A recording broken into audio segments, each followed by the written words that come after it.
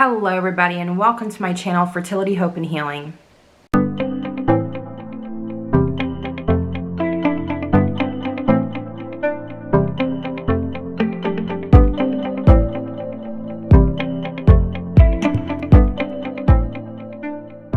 My name is Dawn and I'm a licensed acupuncturist and fertility coach, and today guys we're going to talk about PCOS, and in particular I really want to debunk a lot of myths around it. Recently I took a class last year on PCOS, and in this class the person who actually taught it had PCOS and was very thorough on some things that are misunderstandings about PCOS that I really wanted to cover. So if you're a person that has PCOS, listen to this video because some of these things may resonate with you, because there is a few things that, not, of course it's a disease that many people have these days. Most of my patients that come in, they have PCOS. A lot of them, in fact the majority of them have this, and everyone is different in the signs and symptoms that they have. Okay, so the first myth I want to talk about is the name PCOS stands for is Polycystic Ovarian Syndrome, and guess what? There really isn't cysts that are involved. Okay, now you may have cysts with it, but that's just an added extra thing that could happen anyway. But the name came about because the follicles that are the egg sacs that hold eggs are around the ovaries. They developed a lot. They develop a lot of follicles, okay? But what happens is that unfortunately these follicles, most of them don't have eggs that grow in them with the condition, okay? So it looks like cysts, but they actually are just a lot of follicles, all right? So that's the first myth that is about it, is that usually with Polycystic Ovarian Syndrome, it doesn't involve cysts. I was very confused about this when I first started practicing Chinese medicine, because I had a lot of people come in and they would say they didn't have cysts with the condition. So, and they were kind of confused too as to why that was. So just to give you an idea, you're developing a lot of follicles, but in those sacs, not a lot of, really no eggs are forming, or if the eggs are forming, there's very poor quality eggs, okay? So that is the first thing about it. The other thing I wanted to debunk in the mystery of Polycystic Ovarian Syndrome is that not everybody with PCOS has insulin resistance, okay? And so this will explain why some have the weight issues and some don't have the weight issues. Now let me just be clear, whether you have weight issues or not, you can still have insulin resistance. And just in a nutshell, what insulin resistance is that your pancreas is overacting to glucose that's coming into the body, and the beta cells of your pancreas probably are most likely becoming damaged, which isn't good because that could lead to type 2 diabetes in any person, whether you're overweight or not. And but your the insulin, the glucose isn't going into it's being released, but it's not going into the cells, the glucose that you need for energy. So that causes a big problem because we need glucose to live, all right? So insulin, just so you know, is a fat producing hormone. So it can, if you have too much of it in the body, it can cause you to be overweight. I believe it's a combination of that with toxins too that causes it, because your fat cells will see a toxin and just capture that and overproduce, especially in the area of your visceral fat, which is around your organs. So but understand that not every single person that has PCOS has issues with has issues with insulin resistance. But what happens is, and this has been for what I was taught years ago, is that a lot of doctors are prescribing stuff for those people that don't have insulin resistance and thinking that they do, and thinking that's the root cause of this. The root cause of this is high androgen levels. And what causes that, in my belief, and I say this over and over in my channel, is that it's most likely due to the fact that there is too much chemicals in our food and in our environment, and it's causing disruptions in our hormones, okay? So what is high androgen levels? High androgen levels are male hormone levels, okay? So a lot of the signs and symptoms that go with PCOS is that they will have breakouts in the area right here, okay? Now, of course, this is the hormone area, but the biggest thing to understand too, guys, is this is where a beard would grow, okay?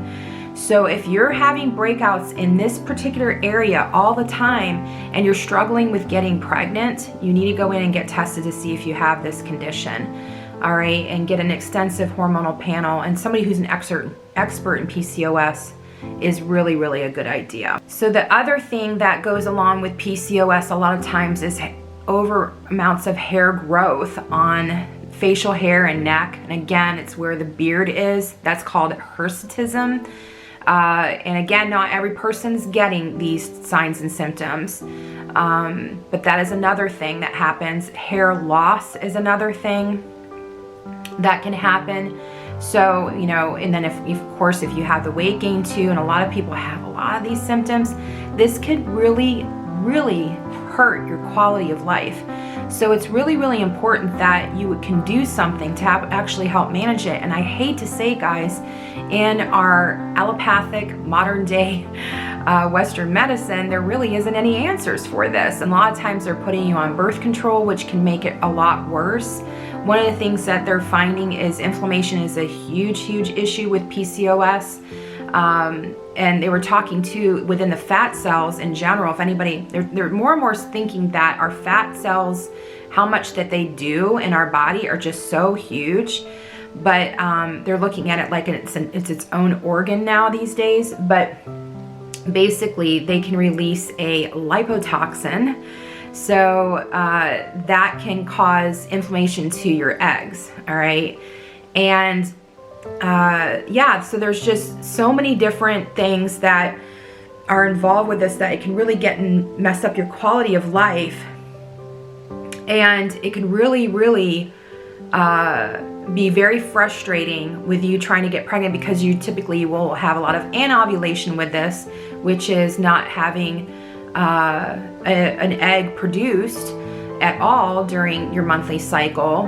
And then you will also have irregular periods that happen quite often, where you're not having a period for several months, even up to a year, or maybe once or twice a year is what's typical.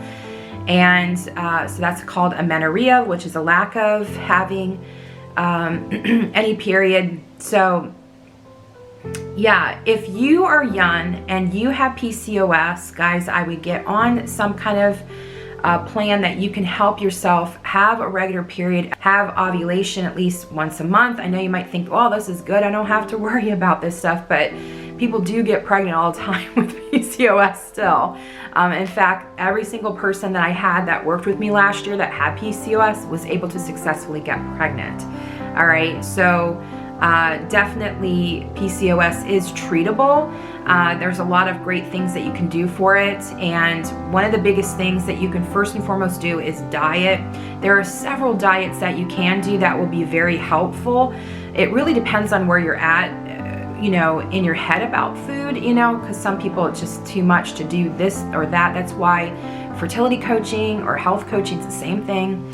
Can be very helpful, because we can figure out what would be the best fit for you. But I wanted to also debunk also the ketogenic lifestyle for this particular condition.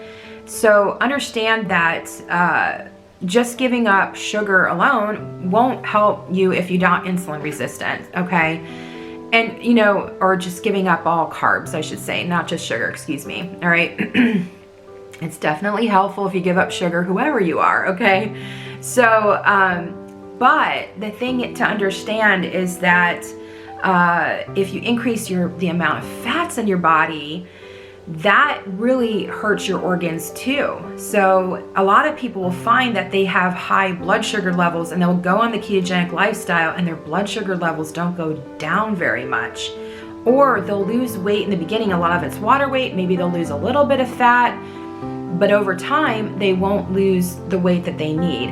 Is it helpful losing weight to get pregnant? Yes, but it's really more about what you're doing health-wise that's helping you. So I would suggest, if you're interested in the ketogenic lifestyle and trying that, do it for a few months as a detox and then get back on a healthier plan, especially too if you have an addiction to sugar. But there are other ways to give up sugar besides just doing the keto.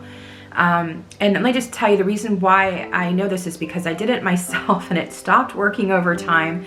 And the other thing is too, yeah, I had a lot of issues with, you know, certain things with, I don't know, there's just so many issues I can't even begin to tell you guys with the ketogenic lifestyle that wasn't good for me. You know, it got in the way of insomnia. There's just, you know, women need actually a little bit more carbs. It's really helpful if you're doing the ketogenic lifestyle that you have somebody who's really knowledgeable on that, that can coach you through that, which I can help you with that too if you want. But just understand that there's more options for you than just the ketogenic lifestyle. Oh, I was going to mention Dr. Berg.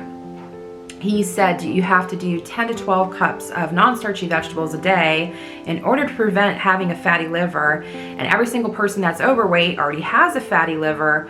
So that's a lot. That's a lot to eat per day. So if you're willing to do it that way, then that's the healthiest way to do ketogenic lifestyle. The other diet that I would recommend is the Mediterranean diet. The Mediterranean diet is really well balanced, although I wouldn't do a lot of dairy or I wouldn't do any wheat, okay, because it's inflammatory, all right? And that's not gonna help. Dairy is really tough for PCOSers. Dairy, sugar, wheat, those are the top 3 things I'd be taking out of your diet, okay? The other thing with diet too would be like the rainbow diet, just making sure that you get the rainbow of fruits and vegetables every single day, all right?